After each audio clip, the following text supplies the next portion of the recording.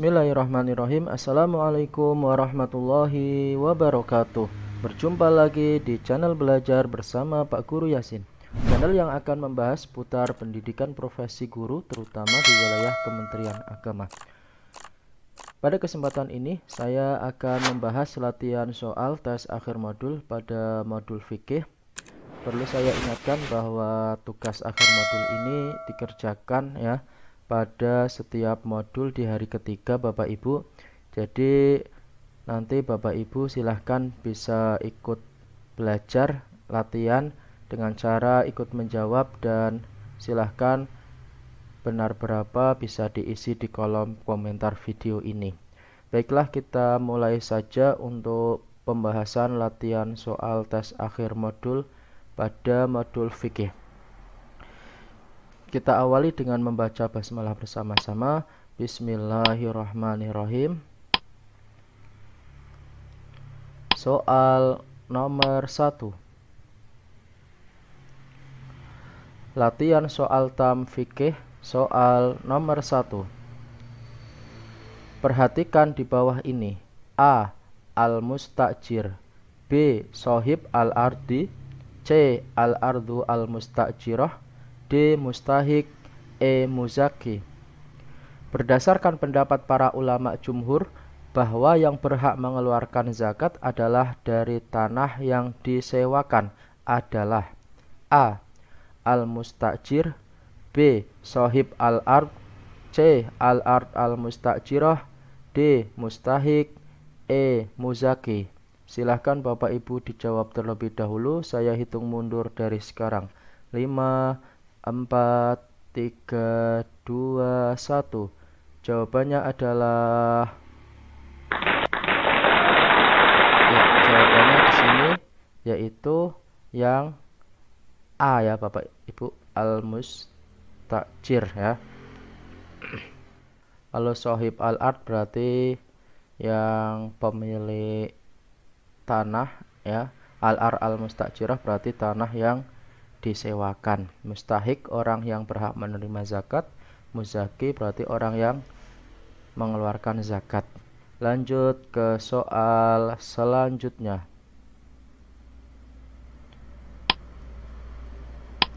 Latihan soal tam fikih soal nomor 2. Beberapa ulama berbeda pendapat tentang cara pengeluaran zakat profesi. Setidaknya ada 3 pendapat ulama. Pertama, dikiaskan dengan zakat pertanian, yaitu wajib dikeluarkan setiap kali mendapatkan gaji dan wajib dikeluarkan 5%. Kedua, dikiaskan dengan zakat emas dan perak, zakat harta, yaitu nisab emas dan wajib dikeluarkan zakatnya 20%. Berdasarkan pada pendapat di atas, jika seorang aparatur sipil negara atau ASN yang memiliki penghasilan setiap bulan 5 juta, jika dikiaskan dengan zakat pertanian, seorang ASN wajib mengeluarkan zakat profesinya sebesar A. 125.000, B. 250.000, C. 500.000, D. 1 juta, E. Tidak ada kewajiban zakat. Silahkan Bapak Ibu dijawab terlebih dahulu. Saya hitung mundur dari sekarang. 5, 4, 3, 2, 1. Jawabannya adalah B ya Bapak Ibu, 250. Kenapa 250? Di sini zakat profesinya dikiaskan dengan zakat pertanian ya. Zakat pertanian tadi di sini berapa? Yaitu 5% ya. Berarti 5% dari 5 juta nanti ketemu dihitung hasilnya 250.000. Lanjut ke soal selanjutnya. Latihan soal tam fikih soal nomor 3. Perhatikan di bawah ini. Para fuqara dan masakin tidak semuanya orang-orang yang memiliki keterbatasan kekuatan fisik. Namun, Di antara mereka terdapat banyak yang memiliki kesehatan fisik dan keahlian yang dapat dikembangkan, tapi mereka tidak memiliki modal. Sehingga keluar ide untuk memberikan zakat kepada mereka untuk bisa dijadikan sebagai modal usaha yang dapat meningkatkan status ekonominya dan sekaligus mengembangkan keahlian yang mereka miliki. Berdasarkan uraian di atas, diperlukan adanya zakat: A. Zakat profesi, B. Zakat modal, C. Zakat produktif, D. Zakat konsumtif, E. Zakat kendaraan. Silahkan Bapak Ibu dijawab terlebih dahulu. Saya hitung mundur dari sekarang. 5, 4, 3, 2, 1. Jawabannya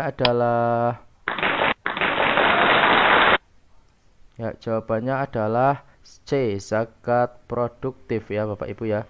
Jadi bila ada seorang yang memiliki kekuatan ya ataupun kreativitas ya, masih sehat namun tidak memiliki modal, maka di sini diberikan zakat produktif. Harapannya dengan zakat tersebut bisa dijadikan modal untuk mengembangkan ya bisnisnya. Lanjut ke soal nomor 4. Latihan soal tam fikih soal nomor 4.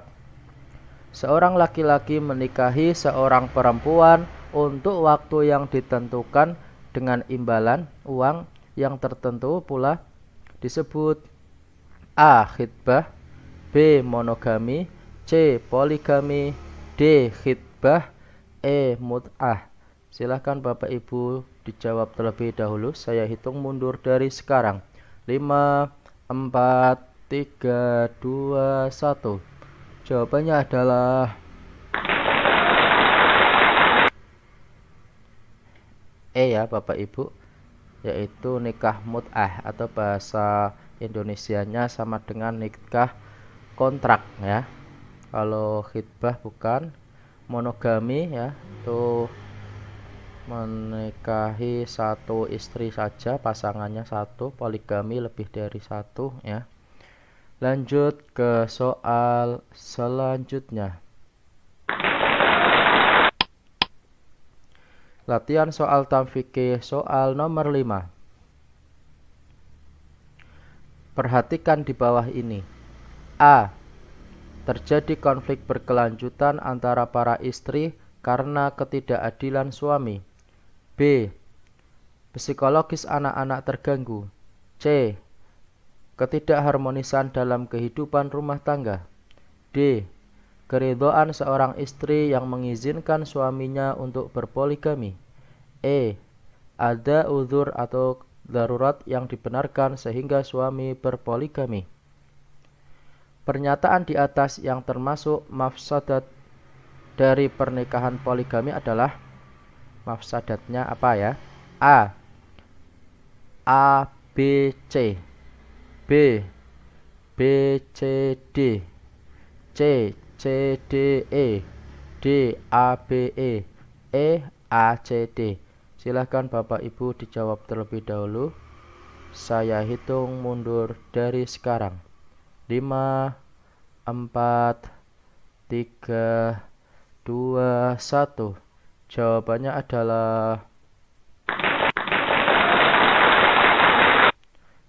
adalah A ya Bapak Ibu. Di sini mafsadat itu atau keburukan ya, atau kerusakannya apa? Yang termasuk keburukan atau kerusakan dari pernikahan atau dampak buruknya apa ya? Ini yang A, B, dan C. Lanjut ke soal selanjutnya. Latihan soal tam fikih soal nomor 6. Perhatikan di bawah ini.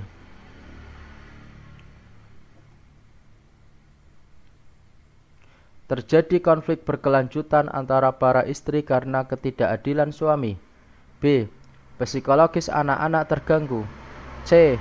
Ketidakharmonisan dalam kehidupan rumah tangga. D. Keridhaan seorang istri yang mengizinkan suaminya untuk berpoligami. E. Ada uzur darurat yang dibenarkan sehingga suami berpoligami. Pernyataan di atas, alasan yang dibolehkan seorang suami berpoligami adalah A. A dan B, B, B dan C, C, C dan D, D, D dan E, A dan E. Silakan Bapak Ibu dijawab terlebih dahulu. Saya hitung mundur dari sekarang. 5, 4, 3, 2, 1. Jawabannya adalah D ya Bapak Ibu, yang membolehkan diadakannya poligami yaitu keridhaan seorang istri sama ada udzur darurat yang dibenarkan ya. Lanjut ke soal selanjutnya. Latihan soal tamfikih soal nomor 7. Perhatikan potongan ayat di bawah ini. Wa ma ataitum mir riba liyarbu fi amwalin nasi fala yarbu indallah. Berdasarkan pada ayat di atas, ketentuan riba adalah A. Riba dibolehkan dengan syarat tidak berlipat ganda, ad'afan mudha'afah. B. Riba tidak dibolehkan meskipun tidak berlipat ganda, ad'afan mudha'afah. C. Riba yang kau ambil sama sekali tidak menguntungkan dirimu. D. Riba yang kau ambil sangat menguntungkan jika disedekahkan. E. Riba yang kau ambil sangat menguntungkan jika berlipat ganda. Silahkan Bapak Ibu dijawab terlebih dahulu. Saya hitung mundur dari sekarang. 5, 4, 3, 2, 1. Jawabannya adalah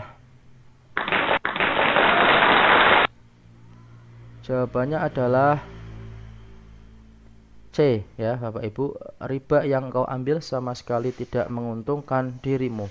Lanjut ke soal selanjutnya.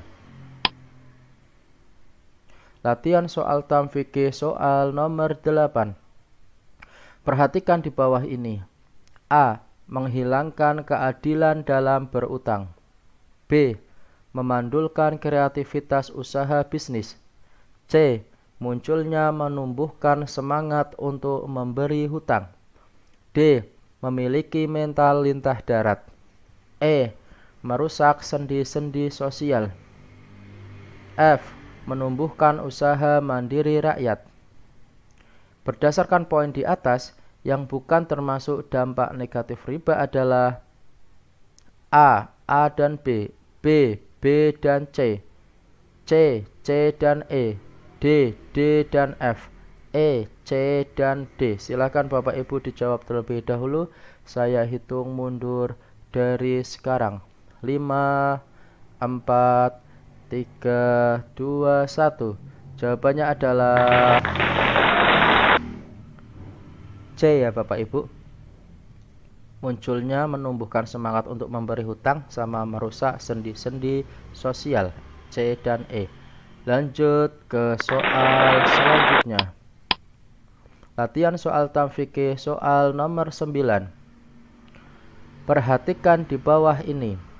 Abu Zahra, Abu A'la al-Maududi, Muhammad Abdullah al-Arabi, dan Yusuf Qardawi, Sayyid Sabiq, Ja'ad al-Haq, Ali Jad al-Haq, dan Fuad Muhammad Fahruddin berpendapat bahwa bunga bank itu riba nasi'ah yang mutlak keharamannya.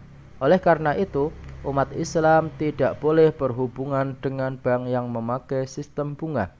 Berdasarkan pada pernyataan di atas, salah satu alasan yang mendukung keharaman bunga bank adalah A. Bunga bank itu berbeda dengan riba nasi'ah karena di bank konvensional itu tidak hanya transaksi pinjam-peminjam, sedangkan riba nasi'ah itu hanya terkait pada pinjam-meminjam.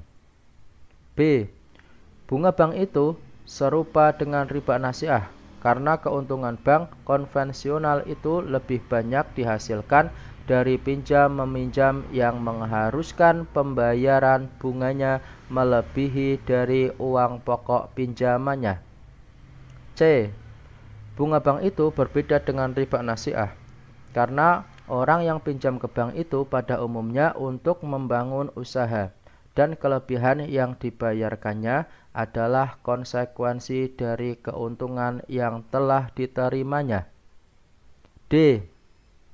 Bunga bank itu serupa dengan riba nasiah dalam transaksi pinjam-meminjam aja, sedangkan bank konvensional tidak menerima pinjam-meminjam. E. Bunga bank itu berbeda dengan riba nasiah karena bunga dengan riba jelas berbeda. Silahkan Bapak Ibu dijawab terlebih dahulu. Saya hitung mundur dari sekarang. 5, 4, 3, 2, 1. Jawabannya adalah B. Bunga bank itu serupa dengan riba nasiah karena keuntungan bank konvensional lebih banyak dihasilkan dari pinjam-meminjam yang mengharuskan pembayaran bunganya melebihi dari uang pokok pinjamannya. Lanjut ke soal selanjutnya. Latihan soal tam fikih soal nomor 10.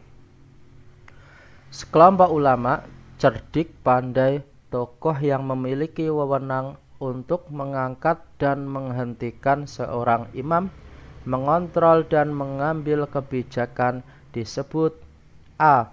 Ahlul Bait, B. Ahlul Ulama, C. Ahlul Dzikir, D. Ahlul Halli wal Aqdi, E. Ahlul Sufi. Silakan Bapak Ibu dijawab terlebih dahulu. Saya hitung mundur dari sekarang. 5, 4, 3, 2, 1. Jawabannya adalah D ya Bapak Ibu, Ahlul Hal wal Aqdi. Lanjut ke soal selanjutnya. Latihan soal tam soal nomor 11. Perjanjian atas dasar kesetiaan untuk menerima seseorang yang terpilih menjadi kepala negara sebagai pemimpinnya untuk melaksanakan semua urusan umatnya disebut A. Syahadat, B. Baiat, C. Takrir, D. Sumpah atau yamin, E. Al-wa'du atau janji. Silakan Bapak Ibu dijawab terlebih dahulu. Saya hitung mundur dari sekarang. 5, 4, 3, 2, 1. Jawabannya adalah B. Baiat. Lanjut ke soal selanjutnya. Soal terakhir Bapak Ibu di soal latihan soal tam ini. Soal nomor 12. Perhatikan berikut ini. A.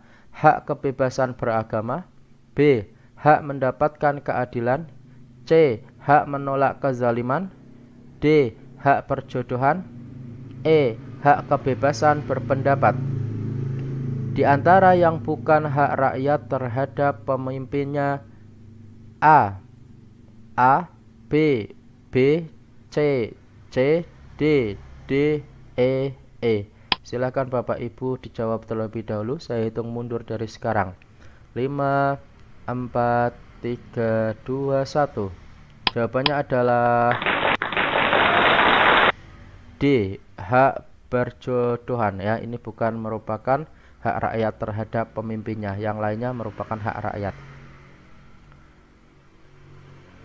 Demikian Bapak Ibu untuk latihan soal tam pada modul fikih ya. Saya ingatkan, mudah-mudahan Bapak Ibu terlalu senantiasa semangat dalam belajar dan mudah-mudahan dimudahkan dalam setiap mengerjakan tugas-tugasnya sampai lulus akhir nanti. Amin ya robbal alamin. Kurang lebihnya mohon maaf dan terima kasih. Wassalamualaikum warahmatullahi wabarakatuh.